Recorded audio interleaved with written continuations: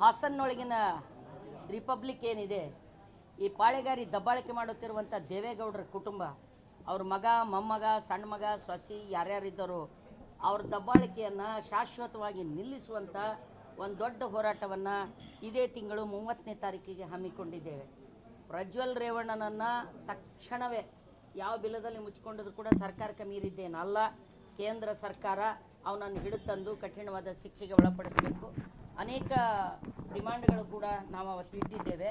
ಮತ್ತು ಅವತ್ತಿನ ಹೋರಾಟಕ್ಕೆ ಕರ್ನಾಟಕದ ಮೂಲೆ ಮೂಲೆಯಿಂದ ದಲಿತ, ರೈತ, ಕಾರ್ಮಿಕ, ಮಹಿಳಾ, ಅಲ್ಪಸಂಖ್ಯಾತ, ಲೈಂಗಿಕ ಅಲ್ಪಸಂಖ್ಯಾತ, ಯುವಜನ, ವಿದ್ಯಾರ್ಥಿ, ವಿಜ್ಞಾನ ಸಂಘಟನೆ, ಹೀಗೆ ಎಲ್ಲ ಪ್ರಗತಿಪರ ಮಾನವಪರವಾಗಿರ್ತಕ್ಕಂಥ ಸಂಘಟನೆಗಳಿಂದ ತಾವಾಗೇನೆ ಸ್ವಯಂ ಸಿದ್ಧರಾಗಿ ಜನ ಬರ್ತಾರೆ. ಅವತ್ತಿನ ದಿವಸ ಕರ್ನಾಟಕದ ಎಲ್ಲ ದಾರಿಗಳು ಹಾಸನದ ಕಡೆಗಿರ್ತದೆ. ಐತಿಹಾಸಿಕವಾಗಿ ಹಾಸನ್ ಚಲೋ ನಾವು ಅವತ್ತು ಹಮ್ಮಿಕೊಂಡಿರ್ತಕ್ಕಂಥದ್ದು ಹಾಸನ್ ಚಲೋ. ಇಲ್ಲಿ 10 ಸಂಘಟನೆಗಳ ಮುಖಂಡರು ಇಲ್ಲಿ ಸೇರಿದ್ದೇವೆ, ಯಾವುದೇ ಒಂದು ಸಂಘಟನೆ ಇಲ್ಲ. ಆ 10 ಸಂಘಟನೆಯ ಮುಖಂಡರ ಒಕ್ಕೋಲಿನಿಂದ ನಾವು ತೆಗೆದುಕೊಂಡಿರ್ತಕ್ಕಂಥ ನಿರ್ಣಯ ಏನು ಅಂತ ಕೇಳಿದರೆ, ಹಾಸನದಲ್ಲಿ ಮಹಿಳೆಯರ ಮೇಲೆ ನಡೆದಿರ್ತಕ್ಕಂಥ ಈ ಲೈಂಗಿಕ ಹತ್ಯಾಕಾಂಡ ಏನಿದೆ, ಈ ಹತ್ಯಾಕಾಂಡದಲ್ಲಿ ಭಾಗವಹಿಸಿರುವಂಥ ಎಲ್ಲ ವ್ಯಕ್ತಿಗಳಿಗೂ ಕಠಿಣವಾದ ಉಗ್ರವಾದ ಶಿಕ್ಷೆ ಆಗಬೇಕು. ರಾಜಕೀಯ ಪಕ್ಷಗಳು ತಮ್ಮ ಸೋಲು ಗೆಲುವಿನ ಕೆರ್ಚಾಟದಲ್ಲಿ ಇಲ್ಲಿಯ ಮಹಿಳೆಯರನ್ನು ದುರ್ಬಳಕೆ ಮಾಡಿಕೊಂಡಿರ್ತಕ್ಕಂಥ ಈ ಒಂದು ಕ್ರಮವನ್ನು ಒಕ್ಕೋಲಿನಿಂದ ನಾವು ಖಂಡಿಸ್ತೇವೆ. ನಿಮ್ಮ ಅಧಿಕಾರಕ್ಕಾಗಿ, ನಿಮ್ಮ ಸ್ಥಾನಕ್ಕಾಗಿ, ಸಂಪತ್ತಿನ ಉಳಿವಿಗಾಗಿ, ಅದು ವಿರೋಧ ಪಕ್ಷವೋ, ಆಳುತ್ತಿರುವ ಪಕ್ಷವೋ, ಮೂರನೇ ಪಕ್ಷವೋ, ಯಾವ ಪಕ್ಷವೋ ಗೊತ್ತಿಲ್ಲ, ಮಹಿಳೆಯರ ಮೇಲೆ ನೀವು ನಡೆಸುತ್ತಿರುವಂಥ ಶತಮಾನಗಳ ಮಹಿಳಾ ವಿರೋಧಿಯಾಗಿರ್ತಕ್ಕಂಥ ಈ ಧೋರಣೆಯನ್ನು ನೀವು ನಿಲ್ಲಿಸದಿದ್ದರೆ ಇವತ್ತು ಇಡೀ ನಡಿ ಈಗ ಶುರು ಮಾಡೋಣ. ಕೇಸರಿಯಿಂದ ಮನೋಲ್ಲಾಸ ಮನಸ್ಸು ಮತ್ತೇರಿ ಕುಣಿದಾಡಿದೆ ನೋಡು, ಮನಸ್ಸು ಮತ್ತೇರಿ ಕುಣಿದಾಡಿದೆ ನೋಡು.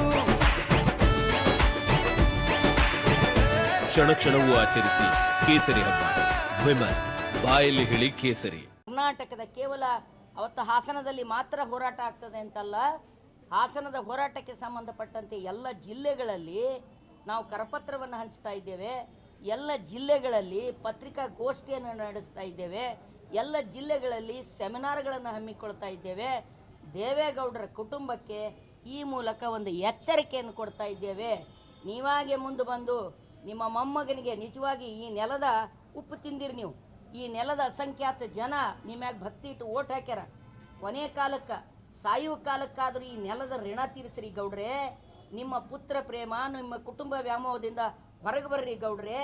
ಇದೇ ಮೋಹದಿಂದ ಎಷ್ಟು ದಿನ ಅಂತ ಒದ್ದಾಡಿ ಸಾಯ್ತೀರಿ. ಈಗಾದರೂ ತಪ್ಪಿಗೆ ತಪ್ಪನ್ನೋದನ್ನು ಕಲೀರಿ. ನಿಮ್ಮ ಕುಟುಂಬದಲ್ಲಿ ಇರ್ತಕ್ಕಂಥ ದುಷ್ಟರನ್ನು ಹೊರತಂದು ಶಿಕ್ಷೆಗೆ ಒಳಪಡಿಸ್ರಿ.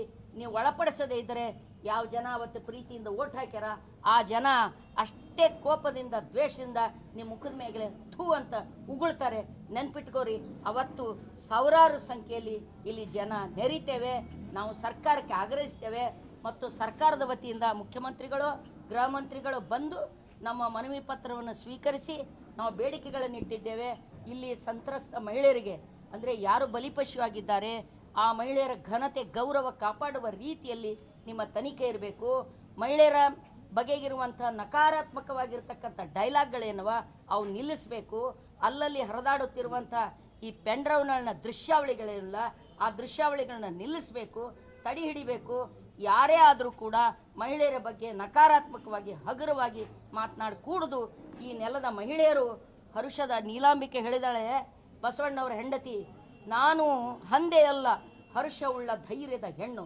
ಹೌದು, ನಾವ್ಯಾರು ಹೇಡಿಗಳಲ್ಲ, ನಮ್ಮನ್ನು ನೀವು ದುರ್ಬಳಕೆ ಮಾಡ್ಕೊಂಡಿರ್ಬೋದು, ಆದರೆ ನಾವು ನಿಮ್ಮ ಗುಲಾಮರಲ್ಲ, ನಿಮಗೆ ಶಾಶ್ವತವಾಗಿ ಹಂಚಿ ಕೂಡವರಲ್ಲ. ಆ ಮಹಿಳೆಯರ ಜೊತೆಗೆ ನಾವು ನಿಂದಿರ್ತೇವೆ, ಆ ಮಹಿಳೆಯರ ಪರವಾಗಿ ನಾವು ಕೆಲಸ ಮಾಡ್ತೇವೆ. ಆ ಮಹಿಳೆಯರ ಒಳಗೆ ಒಂದು ಧೈರ್ಯ, ಸ್ಥೈರ್ಯ ತುಂಬಲಿಕ್ಕೆ ಇಡೀ ಕರ್ನಾಟಕದ ಮೂಲೆ ಮೂಲೆಗಳಿಂದ ಅನೇಕ ಜನ ಬರ್ತಾರೆ. ಇವತ್ತು ಅದೊಂದು ದೊಡ್ಡ ದೃಶ್ಯಾವಳಿಯಾಗಿ ಪ್ರಾಯಶಃ ನಿಮ್ಮಲ್ಲಿರ್ತಕ್ಕಂಥ ಈ ಜಮೀನ್ದಾರಿ ವ್ಯವಸ್ಥೆಯ ಕಲ್ಲುಗಳು ಅಲುಗಾಡ್ತವೆ ಅನ್ನುವ ಮಾತನ್ನು ಈ ಸಂದರ್ಭದಲ್ಲಿ ಹೇಳ್ತೇವೆ. ಮುಖ್ಯವಾಗಿ ನಾವು ಹೇಳಬೇಕಾಗಿರುವಂಥದ್ದು, ಇದುವರೆಗಿನ ತನಕ ಇಷ್ಟು ದೊಡ್ಡ ಲೈಂಗಿಕ ಹತ್ಯಾಕಾಂಡ ಹಾಸನದಲ್ಲಿ ನಡೆದ ನಂತರದಲ್ಲಿ ಈಗಾಗಲೇ ತಿಂಗಳಾಗ್ತಾ ಬಂತು, 22ಕ್ಕೆ ತಿಂಗಳಾಗುತ್ತೆ. ಸರ್ಕಾರದ ವತಿಯಿಂದ ಮುಖ್ಯಮಂತ್ರಿಗಳು ಇಲ್ಲಿ ಬಂದು ಈ ಹೆಣ್ಮಕ್ಳಿಗೆ ಆತ್ಮಸ್ಥೈರ್ಯ ತುಂಬುವಂಥ ಮಾತುಗಳನ್ನು ಆಡಬೇಕಾಗಿತ್ತು. ನಾವು ಈಗಲಾದರೂ ಕೂಡ ಮುಖ್ಯಮಂತ್ರಿಗಳು ಬಂದು ಜಿಲ್ಲೆಗೆ ಆಗಮಿಸಿ ಅವರು ಬಹಿರಂಗ ಪತ್ರಿಕಾಗೋಷ್ಠಿಯ ಮೂಲಕ ಹೆಣ್ಣುಮಕ್ಕಳಿಗೆ ರಕ್ಷಣೆಯ ಭರವಸೆಯನ್ನು ಮತ್ತು ಅವರಿಗೆ ಗೌಪ್ಯತೆಯ ಭರವಸೆಯನ್ನು ಮತ್ತು ಸರ್ಕಾರದಿಂದ ಅವರು ಏನನ್ನು ನಿರೀಕ್ಷಿಸ್ತಿದ್ದಾರೆ, ಕಾನೂನು ಸಲಹೆ ಇರ್ಬೋದು ಅಥವಾ ಅವರಿಗೆ ಬೇಕಾದಂಥ ಪರಿಹಾರ ಇರ್ಬೋದು, ಪುನರ್ವಸತಿ ಇರ್ಬೋದು, ಈ ರೀತಿಯಾದಂಥ ಏನೇ ಸರ್ಕಾರದ ಸೌಲಭ್ಯಗಳಿದೆ ಅದನ್ನು ಘೋಷಣೆ ಮಾಡಬೇಕು ಮುಖ್ಯಮಂತ್ರಿಗಳು ಅಂತ ಹೇಳಿ ಈ ಮೂಲಕ ನಾವೆಲ್ಲರೂ ನಮ್ಮೆಲ್ಲ ಸಂಘಟನೆಯ ಮೂಲಕ ನಾವಿವತ್ತು ಹಕ್ಕೊತ್ತಾಯ ಮಾಡ್ತಿದ್ವಿ. ಸಾಧ್ಯವಾದರೆ 30ನೇ ತಾರೀಕೇನೆ ನಾವು ಯಾವತ್ತು ಮೇ 30ಕ್ಕೆ ಈ ಹಾಸನ್ ಚಲೋ ಪ್ರತಿಭಟನೆಯನ್ನು ಇಟ್ಕೊಂಡಿದ್ದೀವಿ. ಆವತ್ತೇ ಬಂದು ನಮ್ಮ ಮನವಿಯನ್ನು, ನಮ್ಮ ಹಕ್ಕೊತ್ತಾಯ ಪತ್ರವನ್ನು ಸ್ವೀಕರಿಸಿ ಅವರ ಭರವಸೆಗಳನ್ನು ನಮ್ಮ ಈ ಸಂಘಟನೆಗೆ ನೀಡಬೇಕು ಅಂತ ನಾನು ಕೇಳ್ಕೊಳ್ತಾ ಇದ್ದೀನಿ. ಅದು ಕೂಡ ನಾವು ಈಗಾಗಲೇ SIT ನಡೆಸ್ತಾ ಇದೆ ತನಿಖೆ. ಹಾಗಾಗಿ ಅದ್ರ ಬಗ್ಗೆ ನಾವು ಈಗಾಗಲೇ ಎಲ್ಲ ರೀತಿಯ ತನಿಖೆ ಕೂಡ SIT ಮುಖಾಂತರ ನಡೀತಾ ಇರೋದ್ರಿಂದ ಅದಕ್ಕೆ ಪೂರ್ಣ ಸಹಕಾರವನ್ನು ನೀಡಬೇಕು ಅಂತ ಹೇಳಿ ಸರ್ಕಾರಕ್ಕೆ ಮತ್ತು ಯಾವುದೇ ಬೇರೆ ಬೇರೆ ಪಕ್ಷಗಳು ಇವತ್ತು ಏನೇನೆಲ್ಲ ತಮ್ಮ ರಾಜಕೀಯ ತಂತ್ರಗಾರಿಕೆಗಳನ್ನು ಮಾಡ್ತಾ ಇದ್ದಾವೆ ಅದನ್ನು ನಿಲ್ಲಿಸಿ SIT ತನಿಖೆ ಪೂರ್ಣ ಪ್ರಮಾಣದಲ್ಲಿ ಈ ಬಲಿಪಶುಗಳಾದಂಥ ಹೆಣ್ಣುಮಕ್ಕಳ ಪರವಾಗಿ ಅದು ದೌರ್ಜನ್ಯ ನಡೆಸಿದ್ದಿರ್ಬೋದು ಅಥವಾ ಪೆನ್ ಡ್ರೈವ್ ಹಂಚಿದ್ದಿರ್ಬೋದು, ಆಮೇಲೆ ಈ ಪಕ್ಷಗಳು ಅವ್ರುಗಳನ್ನು ದುರ್ಬಳಕೆ ಮಾಡ್ಕೊಳ್ತಿರ್ಬೋದು, ಇವೆಲ್ಲವದ್ರ ವಿರುದ್ಧವಾಗಿ ಇದು SIT ತನಿಖೆ ನಡಿಬೇಕು ಅಂತ ನಮ್ಮ ಹಕ್ಕೊತ್ತಾಯ.